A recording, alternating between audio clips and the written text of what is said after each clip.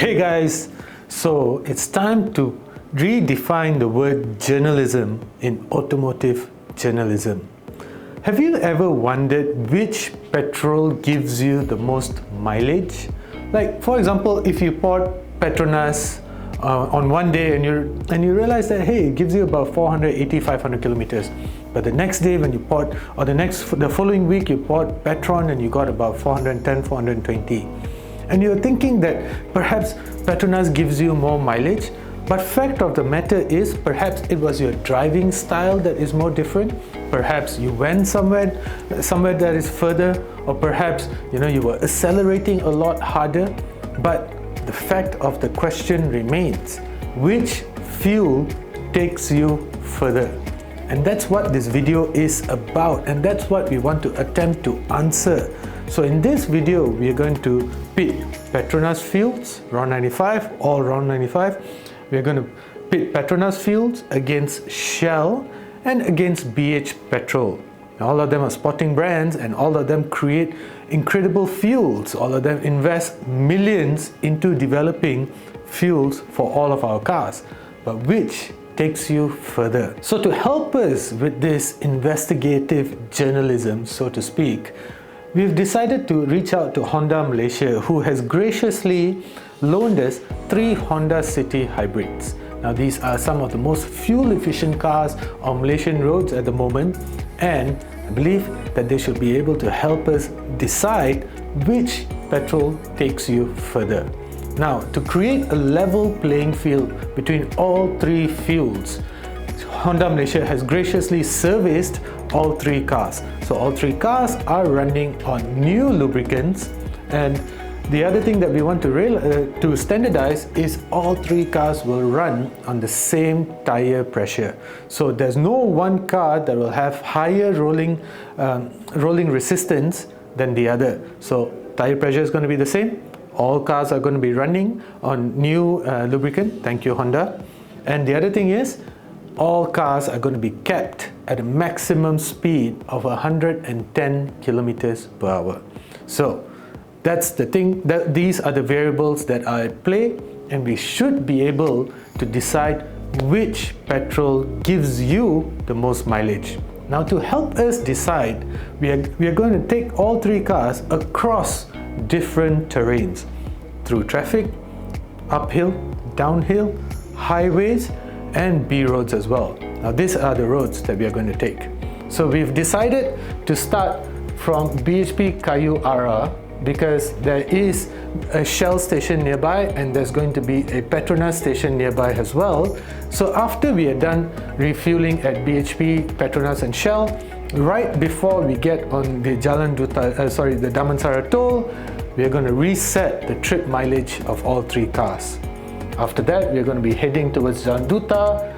From there, we head to Rao via the Duke Highway to Sungai Koyan, up to Ringlet, down to Tapa, and we're going to end at the southbound layover of the Jajantas, very popular R&R. So anyway, these are the roads that we're going to take. So from here, we're going to head we're going to head this way towards Bentong, Rao, Sungai Koyan, then this is an amazing driving road, and down to Ringlet. This is going to be a tight downhill stretch to Tapa, and from here all the way to Jajantas is all highways. So we believe that this is the best test to find out which gives us the best mileage.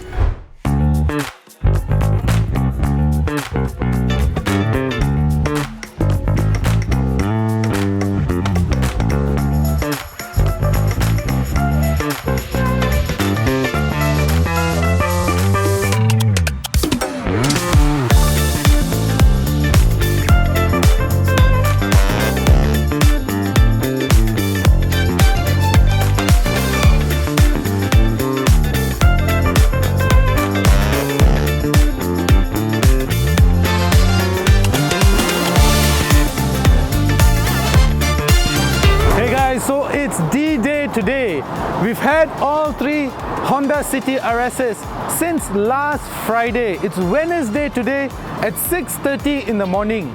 We've just refueled all three cars with BHP, with Petronas and with Shell, all running RON 95. So let's do this. We're about to hit the road. It's going to be a long day, but I'm excited to see which petrol actually is the best.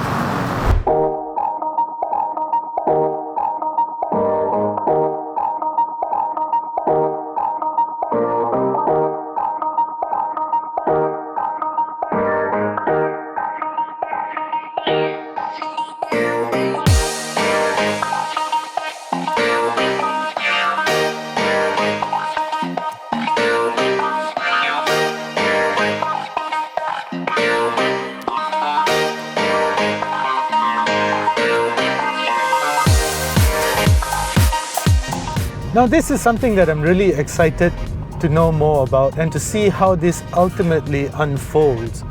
Which petrol brand actually gives you better mileage? Because every time you go to a mama, you go anywhere, you hang out with your friends and such, and everybody will be saying that, you know, I like BHP, BHPetrol, I like Shell, I like Petronas, you know, and everybody just argues that there's one brand that gives you more mileage than another.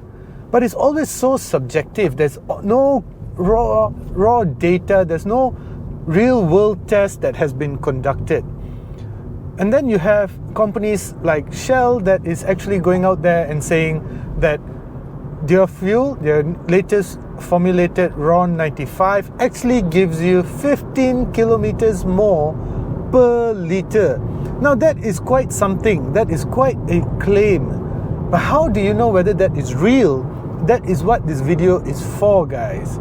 Of course, we do not know under which circumstances did Shell come up with that claim, and they are not a company that will just put a claim out there without having substantial having tried and tested it and ensured that it actually can do what they are saying that it is capable of doing.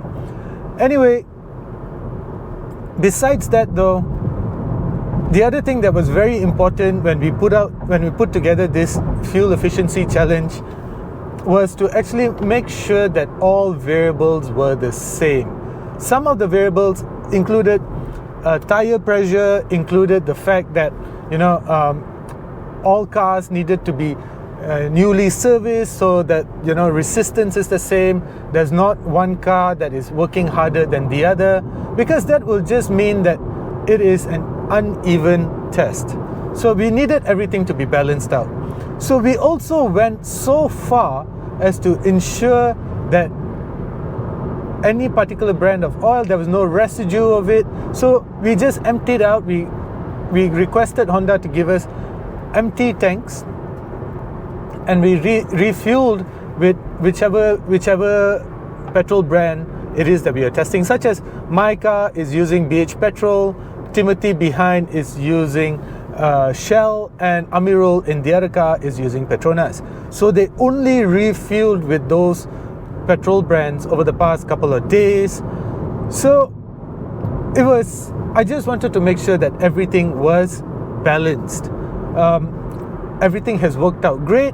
We are not even slipstreaming each other. We are giving each other space, so there is no one car that will do better than the other. So there was all these small things, small variables that we wanted to ensure that are evened out. Besides that though, the other very important aspect was the car.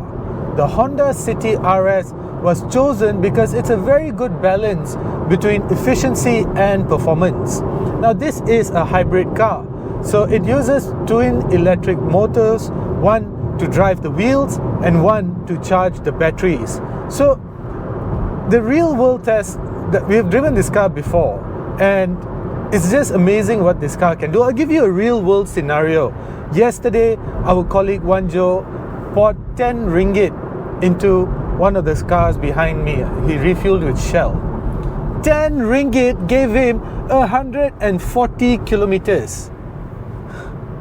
That is how efficient this car can be.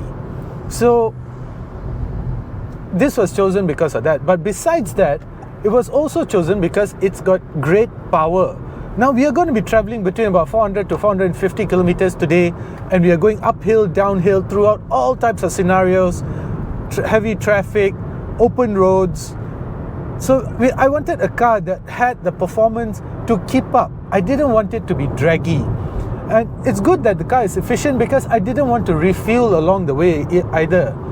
So the theoretical range of the Honda City is, get this, 1,000 kilometers out of a 40-liter tank. How amazing is that? But besides that though, the performance of this car is actually quite impressive as well. The engine by itself is a 1.5-liter 4-cylinder engine producing 98 PS and 127 Newton meters of torque. But the motor that drives the wheels, the one that I was telling you about earlier, produces 107 PS and 253 Newton meters of torque from as low as 0 RPM. That just gives you incredible acceleration. And besides that, it just needs about 9 seconds or something around that range to reach 100 kilometers per hour, where else the non-hybrid variants need above 10 seconds. So, and this is a car that is 120 kgs heavier than the petrol variants. So that is saying something, guys. Now, the City RS does not have a gearbox. In fact, the electric motors drive the wheels directly. So even though Honda calls it an eCVT, but it's not a gearbox in the traditional sense. It is simply a gearbox, simply without a gearbox, where power is driven directly to the wheels via the electric motors. The other thing that was very important in choosing this car was something that was comfortable and perhaps even slightly entertaining, because we're going to be traveling spending about 7 to 8 hours on the road today. So I wanted Apple CarPlay. I know the other guys wanted Android Auto, which the City RS has. And I wanted something comfortable as well. So even though it's quite noisy in here, you can hear the roads quite a bit, but after all, this is a Honda City. So it cocoons you in comfort, performance, so to speak, as well, which is not usually a word that you would associate with a Honda City, but you can do so in the City RS. Now that is something that I really appreciate about this car as well. And then thirdly, or maybe even fourthly, I've lost it, is I wanted something that was safe. Now I'm taking the entire team on the road to shoot this video, and I wanted to ensure that safety was paramount. Now the City RS comes with the entire Honda sensing suite, which comes with things such as 6 airbags, and the airbags is not part of the Honda sensing suite, but that's fine. It comes with things like lane keep assist, lane departure alert, and all of these things, even autonomous emergency braking. All of these things were important to me, but one of the nicest things about this car that I personally really like, and it makes my life behind the wheel very comfortable, is adaptive cruise control. Now I just need to press this button here, I set at what speed I want to cruise at, and that's it. So the car will do the accelerating for me. It wouldn't do the driving for me, I still need to drive the car, but it will also brake for me and accelerate for me along the way. So the Honda City RS was a no-brainer. It's the best car for this job, to tell you which petrol brand can actually take you further. Now, I'm also thinking that our driving style will actually differ from driver to driver, which is normal. So what we are going to do as we stop later is we are going to swap cars. So each car will have different driving styles, and because we are all of different weight, nothing of that is going to affect this fuel efficiency challenge. So we are eliminating all possibilities over here to bring you the most accurate results possible from this test.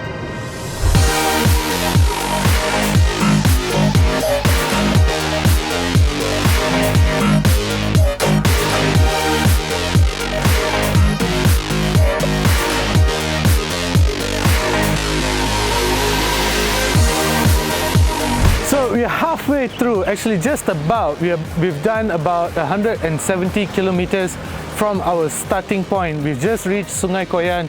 We're about to make our way towards Ringlet. And this is a good chance for us to evaluate each other's driving styles. We do realize that driving styles are going to affect the fuel consumption, so we've decided that we are going to swap cars. Driving style, body weight, all of these minor things will ultimately affect the final result. So here at the midway point between KL as well as Ringlet, Sungai Koyan, we decided to swap cars. We're going to swap cars again, perhaps at Tapa or at Ringlet, just to make sure that our driving style doesn't affect the ultimate result. So let's just take a quick look at how we are faring so far. So this is the car that is filled up with BHPetrol. So with BHPetrol, I have an average fuel consumption of 26.2 kilometers per litre,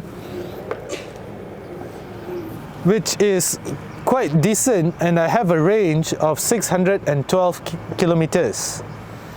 For Shell, the average fuel consumption now is 24.1 kilometers per litre, but I have a range of 657 kilometers if I'm not mistaken. And then now, the car that is filled up with Petronas has an average fuel consumption of 25.5 kilometers per litre and a range of 654 kilometers. This was the last car. So this is the car that has to do the work of slicing through the air. The car behind me is the one with Shell, and after that is the one with Petronas. So I'm just guessing that the car that is the lead car the car that is the lead car perhaps has to do the job of slicing through the air, hence affecting range. It is, however, right now BHPetrol is leading the way and is the most efficient car at the moment in terms of kilometers per litre.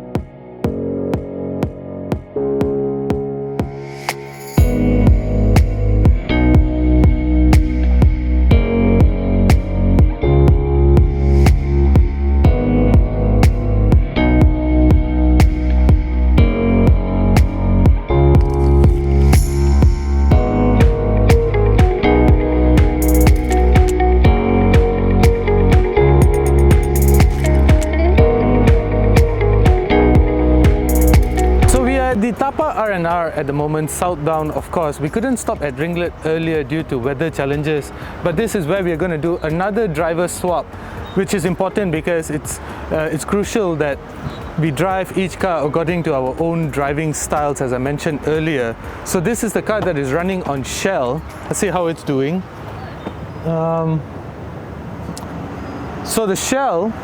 the car running on Shell has a range of 565 kilometers and an average fuel consumption of 25 kilometers per litre, which is not bad. Now this is the one that's running on Petronas. Let's go see how it's doing.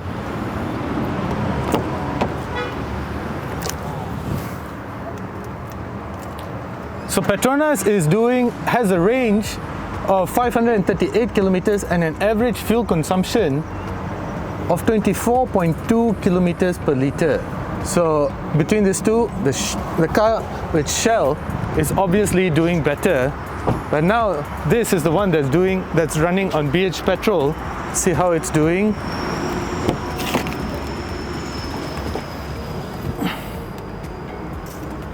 Wow. So the car that's running on BHPetrol has a range of 540 kilometers and an average fuel consumption of 26.5 kilometers per litre. So as of this point, during our final driver stop, BHP is leading in terms of average fuel consumption. In terms of range, it's Shell, but we're still not done. We still got a long way back to Sungai Buloh. Let's see who turns out the winner.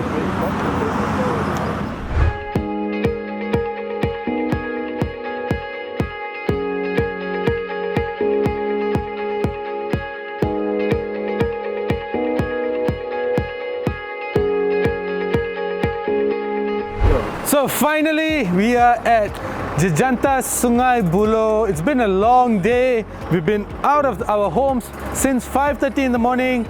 We've done over 400 kilometers and we have a winner. Guys, let me just take you through each car by car. So let's start with Petronas. Petronas has an average fuel consumption of 23.5 kilometers per liter, and it's given me a range of 413 kilometers. And out of the 10 bars of fuel that we started with, I'm left with 6 bars. So that's the Petronas car. 413, 23.5. The next car over here is the one that's been fueled with BHPetrol. Let's see what it has done. Thank you.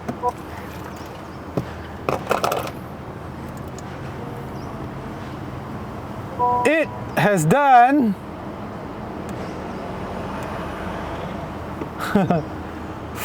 it has a range of 427 kilometers and has an average fuel consumption of 25.1 kilometers per liter. And out of the 10 bars of fuel that we started with, we are left with 7 bars. So we've only consumed 3 bars of fuel despite traveling 428 kilometers.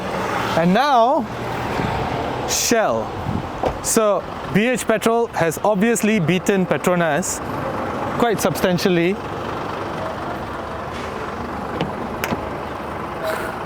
Jing. For Shell, we have a range of 443 kilometers and an average fuel consumption of 24.5 kilometers per liter. And out of the 10 bars of fuel that we started with, I'm left with 6 bars of fuel. So guys, it's BHPetrol, it's Shell, and it's Petronas. That's the finishing order. And of course, you can argue that the best way to actually find a winner is to have a larger sample size. But guys, it's impossible to get 3 cars for Shell, 3 cars for BHPetrol, and 3 cars for Petronas. It's just too expensive, and securing those cars would have meant buying those cars for ourselves, which would have meant that this entire video shoot would have costed close to R1 million. But now, with these 3 cars, thanks to Honda Malaysia, we are able to give you a real life figure. And as I've said over and over throughout this video, we have actually reduced all variables. We have pumped up the tire pressure, we have ensured that the lubricants are new, we have also made sure that there is enough of one particular fuel in the fuel line so as not to mix it with any other brand. We've done everything that we could within our power. Heck, we even swapped cars throughout our journey to make sure that no one driver's driving style was affecting the final outcome. So everything that we've done it to the best of our abilities. Top speed was limited to just 110 kilometers per hour today, nothing more. And that, guys, has given us a real life winner, that BHPetrol actually gives you better range and is more fuel efficient. Second in line is Shell, and third in line is Petronas. That is the finishing order. Why did we choose these 3 brands or not the others? Well, these are probably arguably the 3 most popular brands in Malaysia, and there you go. So the next time you're at a Mamak or anywhere else and somebody tells you, somebody asks you which petrol is better, you have the answer. Thank you for watching.